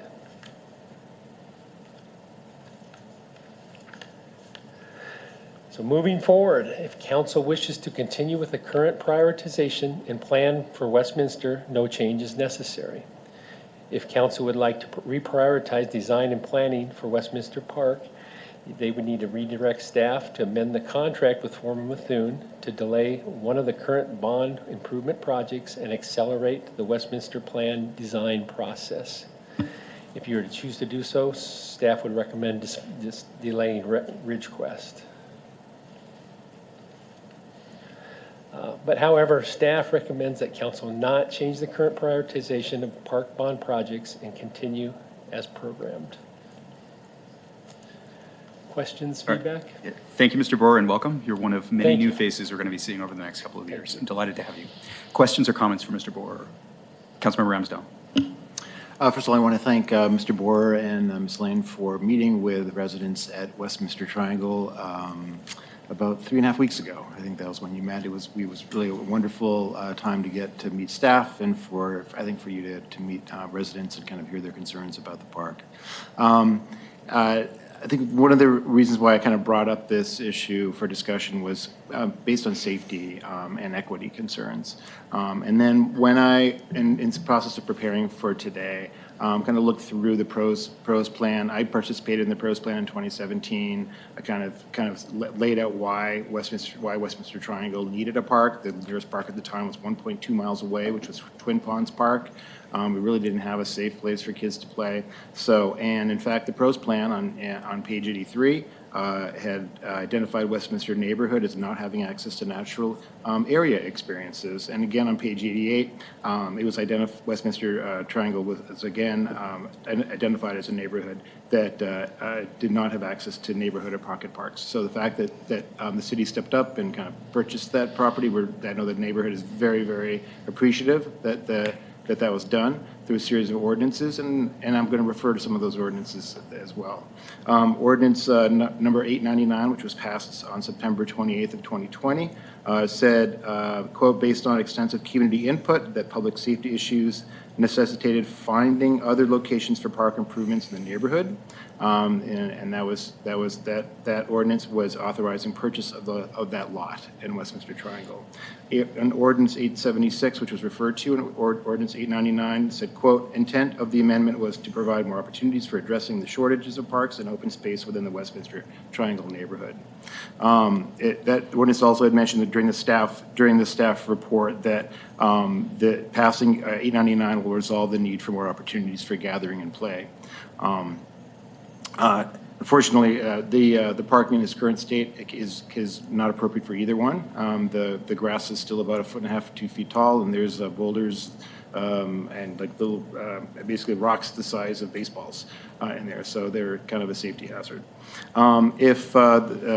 As far as funding goes, that the ordinance 899 said that the funding would be available for purchase, demolition, and site restoration. So the city purchased it, demolished it, but the site restoration is still incomplete. So it is available for public access, and right now it's not really available for public access in its current state. Also for ordinance 899, it said, quote, if park bond measure passes, the proceeds of the bond measure could also be used towards purchase of the property and future park improvements. So my question is why was Westminster Park not considered a newly acquired park to be eligible for the $4 million of park improvement money that was designated in that bond measure? I still have not heard a good explanation why the Westminster Triangle Park was not considered one of the newly acquired parks that would be targeted for park improvements. If somebody could kind of explain that to me, I'd be most appreciative. Thanks. Yes, actually, I believe we are considering it as part of that amount. and that the design of that, as Mr. Borer noted, it is programmed as part of one of the newly acquired park designs. So it is programmed to begin in 2024 at this time, or sooner if the other projects move forward and we're able to get to it. So the design and evaluation is planned to be funded with the park bond dollars. So I'm sorry if that wasn't clear in the staff report. Yeah, thank you so much. I had many conversations with staff going back and forth regarding my question, and I never had gotten a really clear answer. So I really appreciate that that feedback. So the other things that I'm kind of wondering about is when we did meet on June 24th, you had mentioned that there was funding available for design, but not development. And from what I'm reading here, what I've read on this discussion staff report, that there is not money available. So if you could help clear up my confusion about whether there is money available for design or not, I'd appreciate that. At the design, at this point, we anticipate that there is money available for that. Our first priority is completing the very specific amendments that were made to our residents in the Proposition 1 around the 8 projects, but we have identified the $4.2 million for the newly acquired parks. We anticipate that that should be enough to design and maybe begin some construction on some of those highest priority work. But depending upon the full costing, which we won't know until we're done with design of the 8 priority parks, we don't have the complete picture on whether that 4.2 million continues to be available. But we anticipate we will definitely get through design. Okay. Yeah. Okay. Excellent. Thank you so much. A couple other questions I have. So the property was purchased in October of 2020, and then was named in April 2021. So I'm wondering, let's say if we decide as a council not to move forward with this amendment and kind of do counter to what staff is recommending. And by the way, I'm not actually in support of taking money away from Ridgecrest. I don't think our neighborhood wants to take money away from another neighborhood for a project that had been defined under the PROS plan as a project that was designated for improvement. But however, if considering that there is limited funds available, and would the staff, would the city be willing to kind of cooperate with the neighborhood in terms of getting some feedback on what types of amenities they would like in the park? Can there be some sort of instead of having the whole process done, the design process, can that process be done in stages? For instance, now this is just anecdotal, so that I haven't done a formal kind of survey of the residents in Westminster Triangle, but I keep on hearing over and over again people would like some sort of a half basketball court, a pickleball court. I don't know if that's really what people most residents want or not, but let's say if there's some sort of community engagement similar to, let's say, what we did initially in 2019, where we posted a Facebook poll finding out if there was support for a park in the neighborhood. The results were 96% of the neighborhood was in support of having a park. Is there something that the volunteers could do in the park that would qualify as getting public participation and determining, let's say, that a half basketball court was something that people wanted, and if so, could we move forward with a public-private kind of partnership and raise money on our own? Okay, Ms. Lynn, hold on a minute. So we need to keep the discussion focused on the agenda item, which is a request for the city to amend the capital improvement plan to accelerate design of Westminster Park. We've all got great ideas. Staff is available through the city manager only for us to have these kind of what could we do, how could we do things differently. Operational issues are done by city management staff, not us. And I want to be very careful that we not get into here's how to micromanage your job in a meeting like this. So I'm going to ask the discussion remain only on the agenda item. Fair enough. Thanks, Mayor. So I guess my comment is that I would hope that I would like to have conversations with staff about looking at the possibility of what the likelihood is of kind of moving forward with some other creative ideas about funding the park. Thank you. All right. Further questions or comments? Councilmember Roberts. Thank you, Mayor. My question largely is around sort of making sure that these properties that we've acquired recently, including Westminster Park, are available and usable by the public for in some sort of way. When Councilmember Ramsdale really brought this up and also sort of discussed it today, it did not seem like this was a usable park for anyone to even sort of go in or throw a baseball or whatever because of safety concerns, I mean, non-maintenance of the facility and the like. And if I'm overstepping, saying what Councilmember Ramsdale described to me, please stop me. But I mean, there was a sense that the city has purchased this property and there's a desire for some sort of use of this park. And whether because of safety concerns or just sort of the city's maintenance schedule, the park really has not been available to the public for its use for a longer time than I think the neighborhood has expected or wanted. Well, I would say that initially, after the demolition of the property, the intent was it would be land banked and set aside and available if people wanted to get on it, but it really isn't a developed park at this point. However, I'll turn over to Nick. He has been working on a plan for some scheduled maintenance that we would contract out. There you go. So I have been in contact with a private company and trying to get them under contract to come and do maintenance, at least for the next 90 days, 3 months. Get the rocks out of there, knock down the grass, and trim it up and make it at least a little more accessible. I know we've come in and put a picnic table in. We put a garbage can there, and we're servicing that. The ground staff, they're busy, and so we're trying to get a contractor in to come and do that. We can't keep up with everything else and then add this in there too. So. Right. And just to repeat myself, that's not our job to tell you what to prioritize and when to mow and who to go to. Our question tonight is, should we amend the capital improvement plan?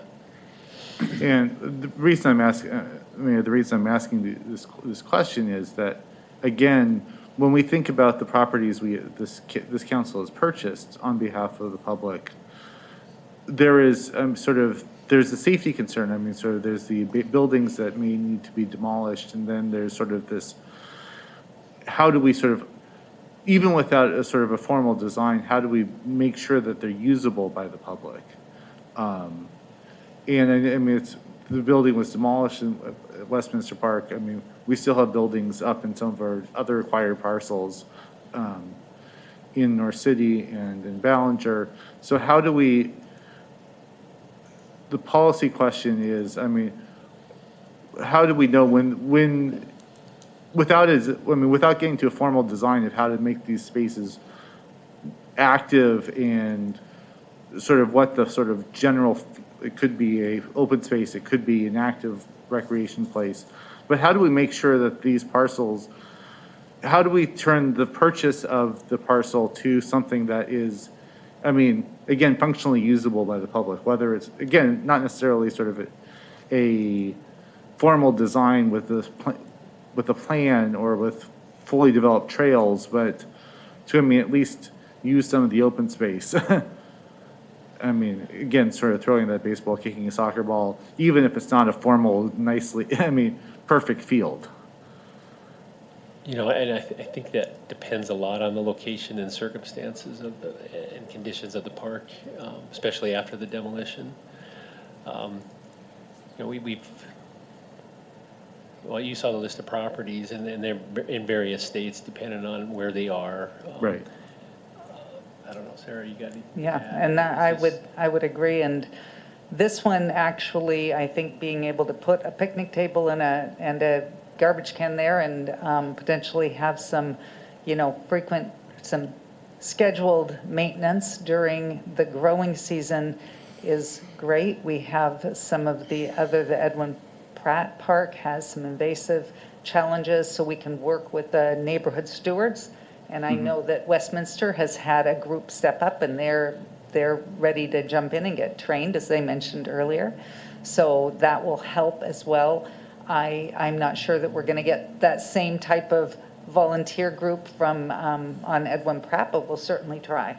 No, I understand that. I think what I'm looking for from the staff is some sort of interim maintenance or an interim development plan before we get to the final, before we get to design, the community design. What does that interim space look like?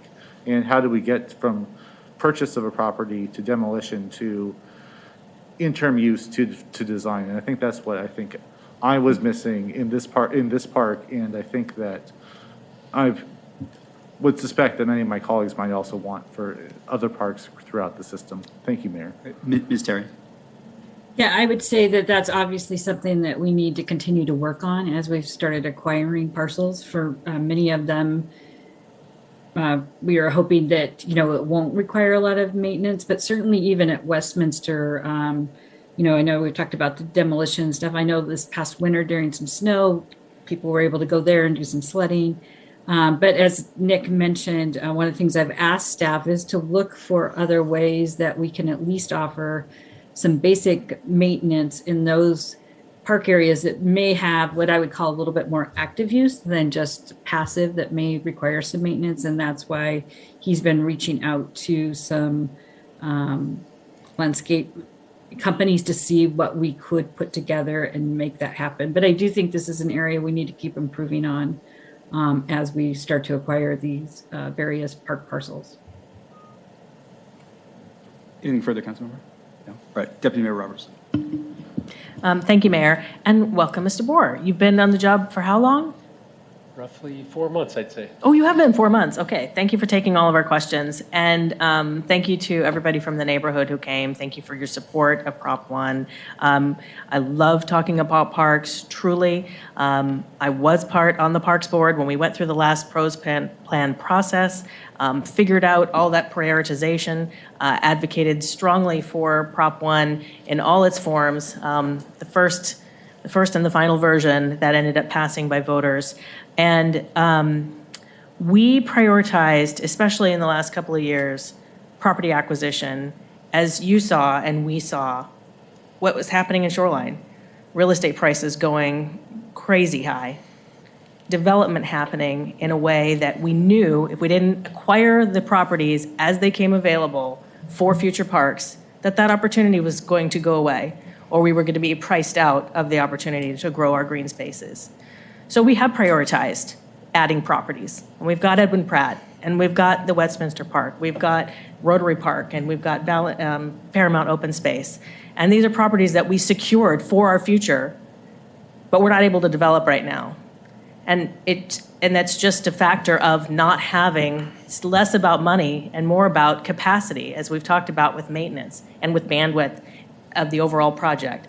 And we have gone out to the public with this list of parks that we are so excited about that are going to be developed over the next 2 years. That's an incredibly aggressive schedule to get all of these park projects completed in the next 2 years that are going to benefit communities that have had derelict spaces for decades that have never been touched. Those are going to be taken care of, and Westminster Park is on the schedule to be addressed in 2024. I've never heard anything about the city blocking efforts to try to maintain, so I hope that's not the case, and I would absolutely encourage any efforts that we can have to support the neighborhood in making that space more safe, because we of course want it to be safe. But really for me, the prioritization is what we went out to the voters with, what went through the incredibly lengthy years and years long process of prioritization and selection. We need to take care of those things that we have committed to first. So at this time, I am not going to support reprioritizing this park design over the others that are already committed to. Thanks. Councilmember Mork, your hand was up. Did you have a comment? Yes, Mayor. Councilmember Roberts really covered a lot of what I was concerned about. My concern is that we have several properties that fall into this category, Edwin Pratt being one of them. And my concern is that for equity reasons, the answer for one should apply to all of what Ms. Terry called the active use areas or the anticipated active use areas. And I think Councilmember Roberts talked about that, and I just wanted to. I think it would be wouldn't be fair to the other ones to be that fall into Ms. Terry's category to not be considered the same way, just because they don't have as active community advocating for it doesn't mean that there aren't a huge number of a huge amount of population increase around Edwin Pratt, and the distance that those people have to go to is not beset with challenges as well. I saw you, Councilmember Povey, did you have a comment before we, yeah, go ahead. I apologize, Councilmember Mork, were you done? Okay, good. All right, thank you, Mayor. Just like the Deputy Mayor said, you know, as I was watching the last but one council meeting, and there was a discussion around getting supplemental fund from from the fund balance, about 3.5 million, to support all these projects. I was praying that I wouldn't have to discuss it, but here we are today. I believe that, you know, I haven't shared any proverbs so far, so I would like to give an African proverb. You have to jump into the water first before you take a deep breath. That's the opposite. You take a deep breath before you get into the water. I believe in the DDR, the detailed design review, to take place just as it is, for us to even get a realistic cost for us to implement, because we have no idea how the economy is going to go with inflation. And so if we start reappropriating funds which has been originally allocated to other parks, we may find ourselves wanting. So if we can go with the original schedule and not necessarily deserting the normal improvements that have to take place over there, I will totally go with that and make sure we just stick into the schedule as it is and not reprioritizing any parks. Thank you, Mayor. Thank you. I'd like to get my 2 cents in and I'll go back around again. So I mean, of course we want every park to be perfect. And I was starting to make a list and it got long, but I mean, there's Rotary, there's Keogh. I mean, Keogh, since I've been on council, people have been saying, you know, there's trees growing up through the tennis court. It's the only place you can do forestry and racket sports in one spot. Darnell, obviously, has been a neighborhood challenge. It's better now a little bit. And then we've got this giant sign by Edwin Pratt Memorial Blackberry Bushes, right? And we have a ways to go, and it's because we prioritize acquisition. The operational stuff, why aren't things being mowed? That's through the city manager. I mean, we supervise her, and that's it. And so those are the kind of things we should be sending emails, bringing up in our one-on-ones. She is sick of hearing from me about particular things that I observe on my runs around town, or you know, that's our interface for that kind of question. The policy question is whether tonight's question is, do we change the priority list? And for all the reasons that have been stated, I'm not in favor of that. The bigger policy question I think Councilmember Roberts was getting at is, should we be doing this? And that's not a staff question, that's an us question. Should we be buying properties when we don't have funding in place to develop them yet?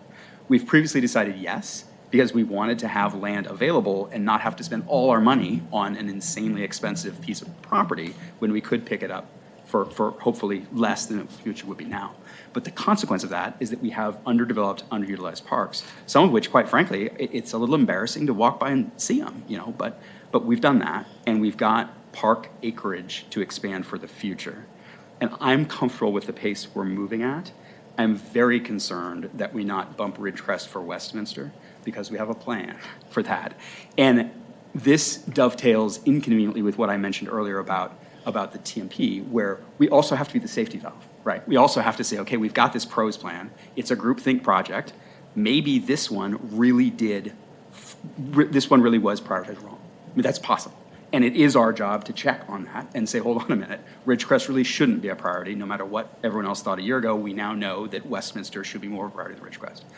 I haven't felt that case has been made on this particular one, but I think that question is always appropriate to consider. Does the plan make sense today, given new information we have? So all that said, if 2 council members want to move forward with something, we move forward with it. So this can become an action item. I would not be inclined, given the information I have, to vote in favor of it. But of course, I'm only one vote. Councilmember.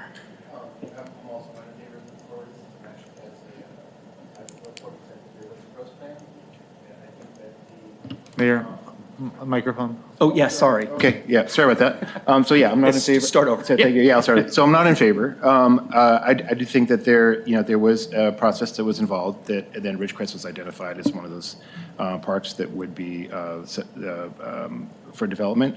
What I'm hoping for, and this is a policy question, cities are short of cash, and Shoreline is one great example of a city that's struggling with enough funding to develop our parks. Many cities are using public-private partnerships to be able to partner in developing parks when there's a lack of funding. I know there's parks in Seattle that have done this, and my understanding is that Shoreline does not have a process to facilitate a public-private partnership to develop parks. I hope we won't be missing an opportunity here to reach out to the community, reach out to the citizens, reach out to businesses to see if they'd be willing to help fund the park. So that's kind of where that's my interest. So. For what it is, but in the end, I'm going to vote against this because I don't feel it'd be fair to Ridgecrest, and so, all right, thank you. I'll just speak to that while we don't have any existing partnerships like that, I think there's nothing that would preclude us from pursuing that once we understood what the design and the costs and such were, and partnering with the community that could potentially help to bring that. We certainly have community members who bring us information about grants all the time, and we're very appreciative of that. So. Further questions or comments on this? Councilmember Mork. Thank you, Mayor. So recently I participated in a Hillwood event where we were volunteers got together to improve a trail that cuts through the neighborhood from one location to another location, and that was supported by the neighborhood group. Could Westminster do the same kind of thing? I appreciate it wouldn't get a fully developed park, but could they, arrange for the half basketball court and the picnic table and getting things mowed? I mean, is that something that's possible for them to do? So, I'm not totally understanding. I mean, yes. So we're actually one of the people that made a comment early in the meeting was volunteering as a forest steward. So yes, that partnership can happen. We're getting training. There's a big hedge of laurels along the west edge. They could work on stuff like yes, that can happen. So as you pointed out, there's tons of rocks in there. I wouldn't want anybody to mow that. We need to get that straightened out and cleaned up before volunteers come in and do that. Someone could get hurt. So certainly we can. We got the picnic table there.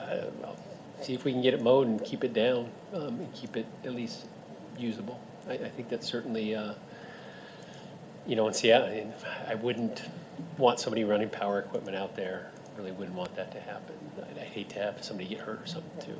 So Thank you. That would be kind of limiting there. So I think our steward program has some clear guidance around which type of work they are able to do. So, but there's a lot, and the stewards do a great job, and we are certainly grateful for the way they help maintain our parks and our open spaces. So that is underway, as well as working to get the contractor to do the actual mowing during the growing season. So hopefully it can be a more usable space in the near future. All right. Other questions or comments? No. This was proposed. Go ahead. I just have one question. So I'm this first term I've only been in the council for like 5 months. So I'm just trying to I'm still learning as I'm going. Apparently earlier today, I've also had a lesson on policy versus implementation. So, I'm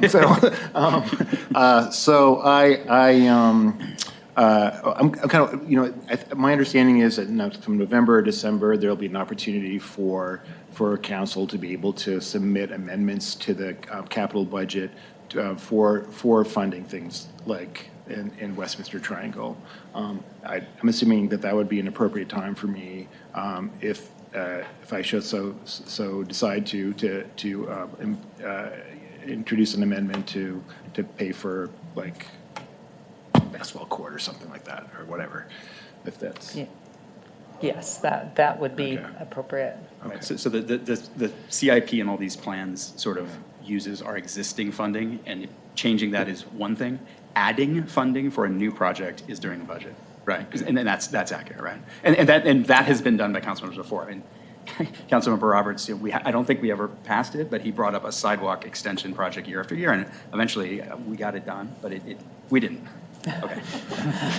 Mayor, I will say to everyone, I will be bringing up that amendment again this year, that I do believe that a sidewalk needs to be on 200th and next to all of our public elementary schools. Thank you. But that is the opportunity to add stuff to the budget that isn't already there. Yeah. Thank you, Mayor. And I believe you are not interested in moving forward with an action item related to this. Okay, all right. Any further questions or comments on this study item? All right, seeing none, I think that concludes it, and I believe we are in recess, adjourned. Thank you. Thank you. Nice to meet you.